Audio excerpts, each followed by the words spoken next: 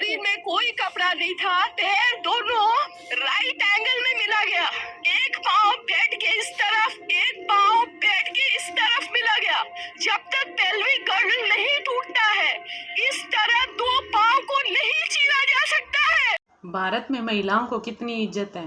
बंगाल में जहाँ महिलाओं को देवियों का रूप माना जाता है, वहाँ एक डॉक्टर महिला के साथ जो दरिंदगी हुई है वो दिल दहलाने वाली है। 36 घंटे लोगों की जान बचाने के बाद आपको क्या रिवॉर्ड मिलता है? Rape, murder, gang rape.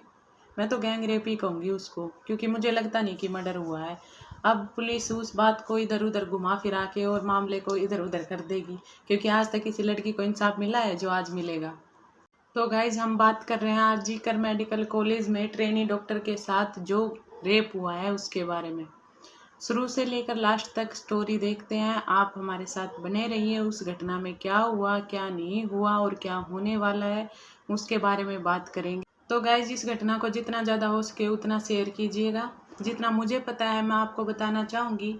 ये घटना है 8 अगस्त की रात को। 36 घंटे ड्यूटी करने के बाद लेडी ट्रेनी डॉक्टर अपनी माँ के पास फ़ोन करती है कि माँ मैं बिल्कुल ठीक हूँ और आप भी आराम कर लीजिए और मैं आराम से हॉस्पिटल में हूँ, मैंने खाना वाना खा लिया है और मैं अभी नहीं आ सकती। उसके बाद वो सारे मरीजों को ट्रीट करती है। देखने के बाद 3 बजे के करीब वो अपने स्टाफ के साथ खाना खाने के लिए सेमिनार हॉल में आती है, जहाँ बेड लगे हुए थे उनके रेस्ट के लिए। और वहाँ पर उन्होंने डिनर किया है। फिर सब जो उसके साथी थे वे चले जाते हैं वहाँ से और वो अकेली वहाँ रह जाती है। उसकी गलती सिर्फ इतनी सी थी कि वो थोड़ी देर उसने सोचा कि वो रेस्ट कर ले। उसके फ्रेंड सर्कल जाने के बाद उसने थोड़ी देर रेस्ट करने की सोची और उसी वक्त वो दरिंदा वहाँ आता है और उसके साथ ज़बरदस्ती करता है।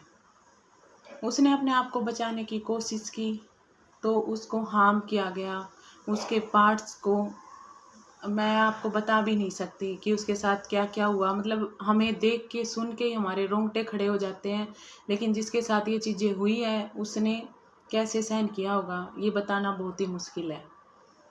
तो उसके साथ ज़बरदस्ती की गई। और गाइस हैरान करने वाली बात ये है कि हॉस्पिटल में ये सब हो रहा है और किसी को कुछ पता ही नहीं है, ना कोई उसको बचाने आता है ना कोई देखता है। हालांकि आजकल तो आप सबको पता है कितना छोटे से छोटा हॉस्पिटल हो, कैमरे हर जगह लगे होते हैं। क्या किसी ने देखा ही नहीं कि उसके साथ क्या हो रहा है क्या नहीं हो रहा है? और ये सब होने के बाद उसके घर पे कॉल किया जाता है कि आपकी बेटी की तबीयत खराब है। अब माँ बाप सोचते हैं कि बिल्कुल ठीक ठाक थी बेटी, तो हमारी बात हुई थी थोड़ी देर पहले, तो ऐसे कैसे तबीयत खराब हो गई? थोड़ी देर बाद उसको फिर से कॉल जाता है कि आपकी बेटी ने सुसाइड कर लिया। कोई माँ बाप कैसे विश्वास करेगा? हम जब अपने बच्चे को पालते पोसते हैं 25-30 साल का करते हैं तो हमें पता है हमारा बच्चा क्या कर सकता है और क्या नहीं कर सकता।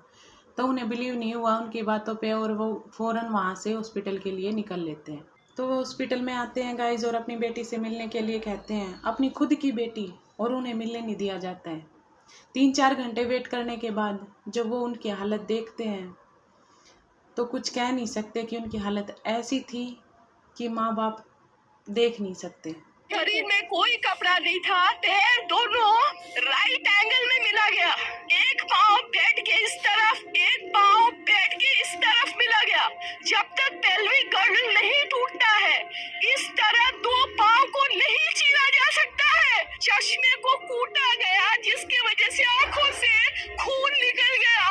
गले में गला दबाकर मारा गया। ये पूरा पोस्टमार्टम रिपोर्ट में वायरल हुआ है, आप लोग कृपया देखिए।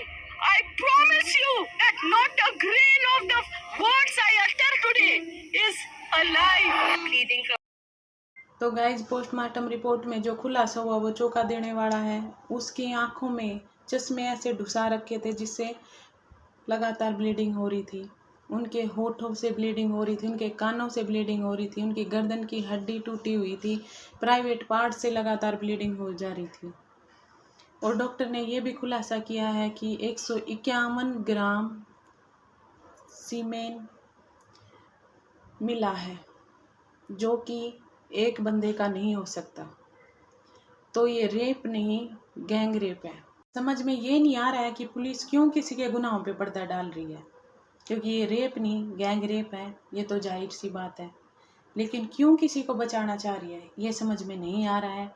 और वो कहते हैं ना, झूठ चाहे कितना ही छुपा लो, कितने ही पर्दे डाल लो, वो एक न एक दिन सामने जरूर आएगा।